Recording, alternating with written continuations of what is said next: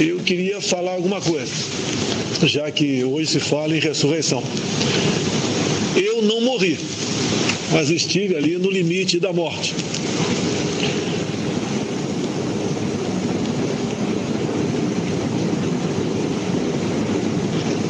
Naquele dia 6 de setembro de 2018,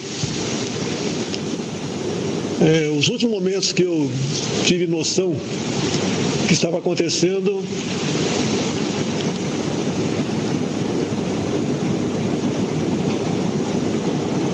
eu estava no centro cirúrgico da Santa Casa de Juiz de Fora. E eu via que tinha muita gente do meu lado de branco. E em dado momento, as últimas palavras que eu ouvi foi que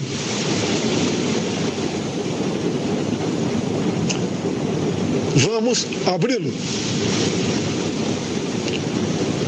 Essas palavras talvez tenham vindo do médico Dr. Borsato, que de vez em quando eu converso com ele, mas não perguntei se foi ele que me disse isso. Eu me lembro no dia seguinte, dia 7 de setembro. Eu acordei, estava sendo colocado dentro de um avião UTI. E dentro do avião tinha uma pessoa, dos seus 60 anos de idade, que eu não tinha a menor ideia quem ela fosse. Depois fiquei sabendo que essa pessoa era um médico famoso, o Dr. Macedo. Tenho certeza que, por Deus, pelas mãos desses médicos de Juiz de Fora e do Hospital Albert Einstein, eu fui salvo. Bem como pelas orações de milhões de pessoas que me acompanharam nas semanas vindouras. Eu acho que todos nós temos uma história aqui na Terra. Eu creio que Deus não deixou uma pessoa simples, como outra qualquer, parecida comigo, fosse embora naquele dia. Mas um outro milagre, no meu entender, aconteceu. Vejo aqui na minha frente alguns que já foram políticos. Estou vendo o Rodovalho aqui na minha frente, na tela.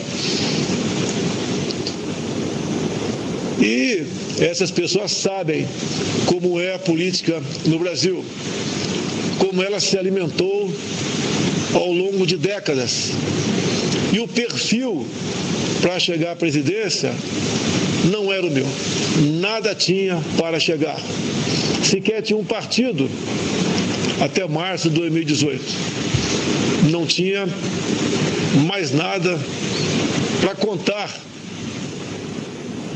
de modo que chegasse à presidência como era uma norma daquela época. E esse milagre aconteceu. Mesmo sem sair do hospital ou depois da minha casa, onde muitas pessoas me visitaram, muitos cristãos, evangélicos, católicos, entre outras denominações, me visitaram, e aconteceu no final de outubro de 2018 uma eleição. E confesso, comecei a trabalhar 4 anos antes, sozinho, andando pelo Brasil. Tive passagens que realmente merecem um filme, mas não farei isso não, pode ficar tranquilo. Como, por exemplo, a minha passagem por Manacapuru, chegando sozinho naquela cidade onde umas 200 pessoas me esperavam no porto. E aí, eu creio que uma coisa muito importante nos fez chegar à vitória. É o João 8,32, sempre levando a verdade para essas pessoas. Eu nunca discursei, me dirigi para falar o que o povo queria ouvir. E sempre falei o que o povo tinha que escutar. E tem mais uma passagem também, para não demorar muito aqui. Como é que apareceu o Brasil acima de tudo, Deus acima de todos? O Brasil acima de tudo é usado no meio militar, até o cumprimento entre um militar e outro. Um grita Brasil, o outro fala acima de tudo. Pela primeira vez, o Deus acima de todos, você pode procurar na internet, estava vendo um evento em frente ao Congresso Nacional. Tinham vários parlamentares presentes. Isso tem uns 6 anos aproximadamente. E ali tinham várias lideranças, muitos políticos. Eu estava lá e de repente chegou um pastor que não era político e falou, né, só 3 vão falar, um é você. Apontou para mim, eu falei, mas eu não sou evangélico. É você que vai falar. Ele usou a palavra agora há pouco aí, no começo dessa live. E eu fiquei bolando, né? O que eu vou falar? Como é que eu vou dirigir para 20 mil evangélicos? Falar alguma coisa? Não era candidato aí naquela época, né? Dentro de mim eu sabia que era candidato, mas ninguém sabia da minha boca, né? Que tinha essa pretensão. E me dirigi, falei para esse público e confesso que quando eu falei Brasil acima de tudo, eu não sabia como complementar. E veio uma coisa que, dentro de mim, mandou falar Deus acima de todos. Pode ter certeza que isso, bem como os valores que nós defendemos, tão desgastados ao longo dos últimos anos, em especial os familiares, o desrespeito pregado e imposto contra nossos filhos em sala de aula, o cada vez mais desgastar instituições como os militares, cada vez mais se pregar a discórdia, a divisão entre nós de raça, cor, sexo. Isso tudo nós falávamos exatamente o contrário, como devia ser. Devíamos ter um Brasil para todos nós, para todos, sem exceção. E creio que esse segundo milagre, o da eleição, aconteceu.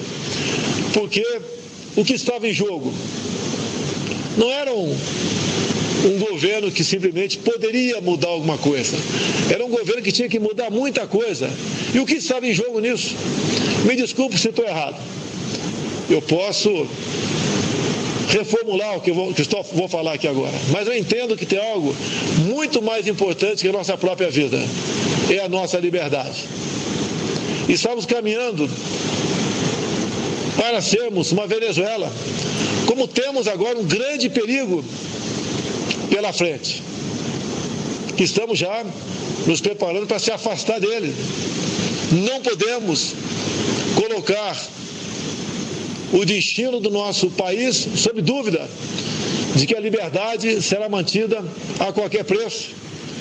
Eu tenho a obrigação, o dever, a consciência de que tenho que se preocupar com isso, mesmo sabendo que tem contra nós uma enorme parte da mídia, tem contra nós ainda autoridades que trabalham para fazer do país um país cada vez pior, porque só dessa maneira eles podem novamente ascender ao poder.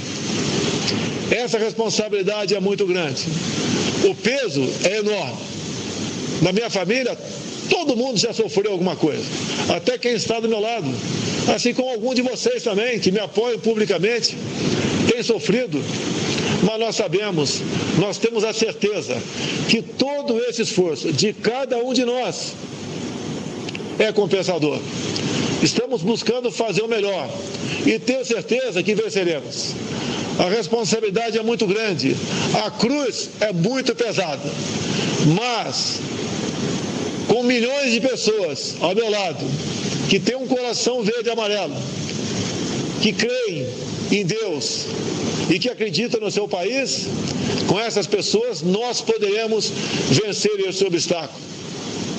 Veio agora esse vírus. É que eu tenho dito desde o começo, desde há 40 dias.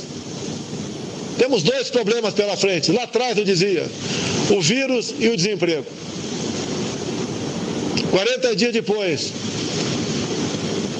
parece que está começando a ir embora a questão do vírus, mas está chegando e batendo forte o desemprego. Devemos lutar contra essas 2 coisas. Obviamente, sempre lutamos crendo, acreditando em Deus acima de tudo. Vamos vencer esses obstáculos. Não serão fáceis, mas tenho certeza que chegaremos lá. Meu muito obrigado a todos vocês. Uma feliz Páscoa e que nós aqui cada vez mais nos entreguemos nas mãos do nosso Criador. Uma boa tarde a todos.